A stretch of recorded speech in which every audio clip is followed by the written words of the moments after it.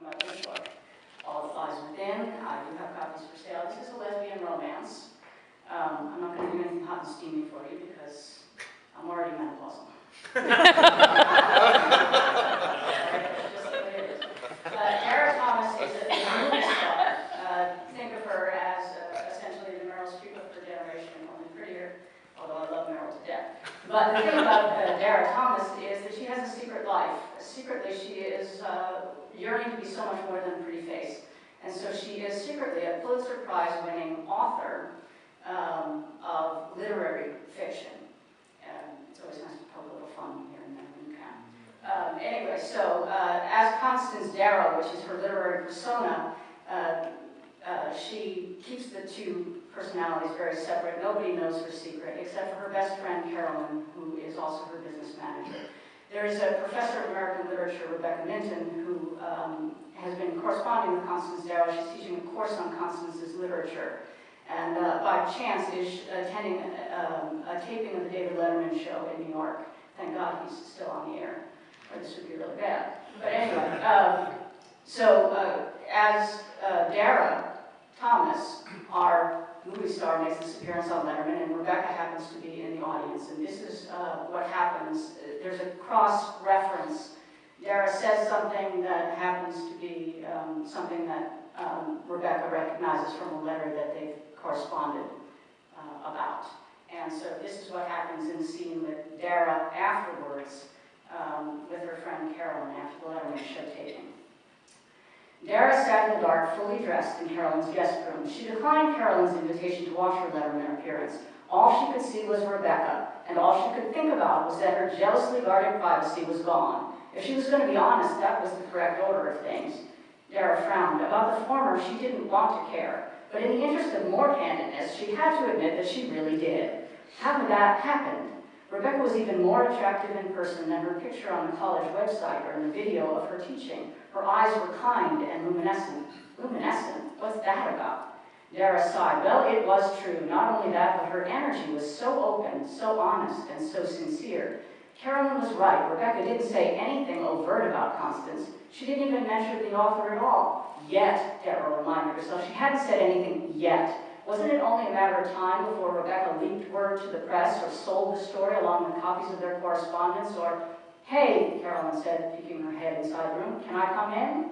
Dara motioned her acquiescence. There was no sense pushing Carolyn away. She'd just keep coming back until Dara agreed to talk about it. Carolyn walked in, turned on the light, and sat on the side of the bed. I recorded the show in case you changed your mind about watching it. This chick, Dara Thomas, she wowed Letterman, had him eating right out of the palm of her hand. It was really something to see. Ha, ha. You really did do a great job. It was engaging, witty, and charming. Ooh, the big three. Don't poo-poo it, Dara. This was an important moment for you and you nailed it. Except when Dave started off by mooning over you. Not mooning you, mooning over you. I thought you might punch his lights out. Was it that obvious? Not to anybody but me, but then I know how you feel about being treated like a piece of chocolate the day after Lent.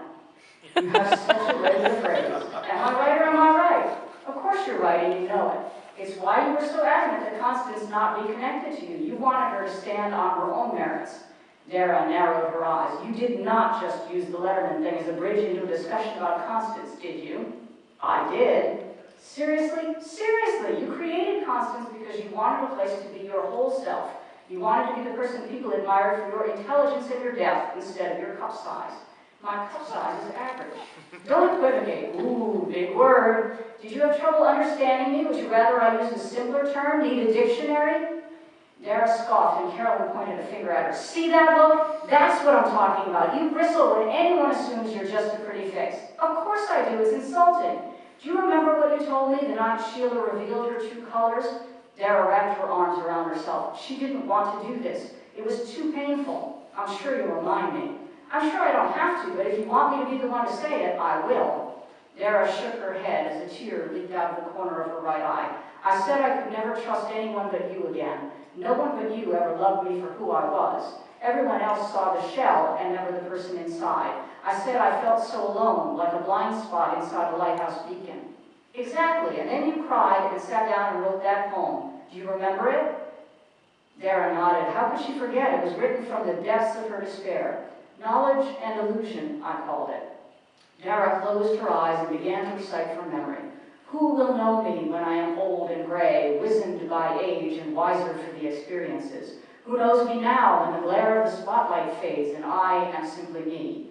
Who understands that I am at once so much more and so much less? Who sees me, all of me, not the fragments projected on a screen or written on a page or frozen in images that capture glimpses of things real or imagined? Blah, blah, blah. Dara waved a hand to cover another swell of emotion she didn't want to feel. When she looked up, it was Carolyn who was crying. What? That poem was achingly sad and poignant, and all these years later, you're still asking the same question, searching for the same thing.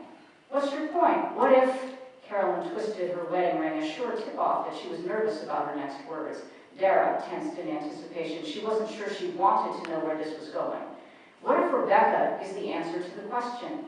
A rush of heat turned Dara's face beet red. Before you say anything, Carolyn rushed on, consider what we know so far. Rebecca had no idea who Constance was and what she looked like when she wrote that first letter. It was obvious that she admired you for your writing.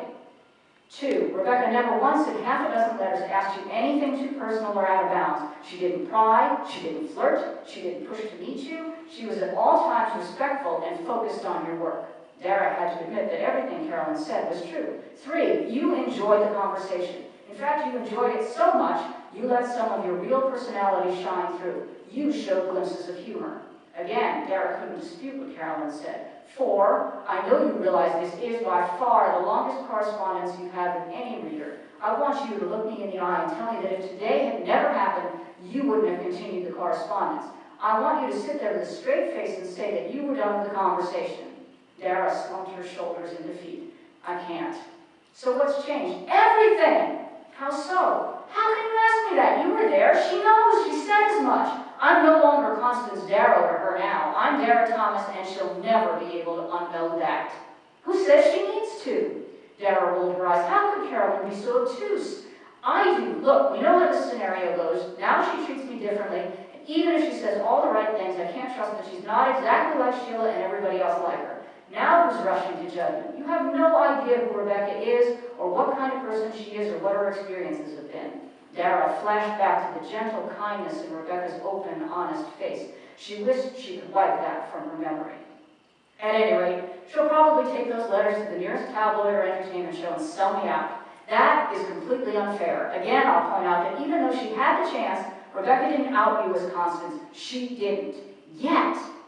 What if she never does? What then? Then she'll be different from all the rest, but I just can't take that chance. I won't risk it. What you mean to say is, you won't allow yourself to open your heart to the possibilities.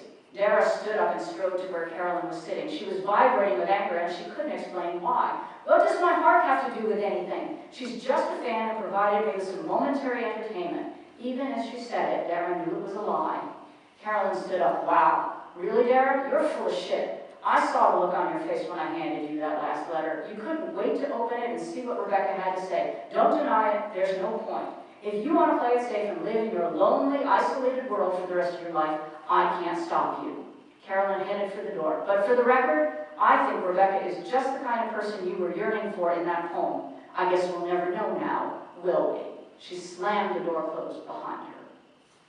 I have copies for sale.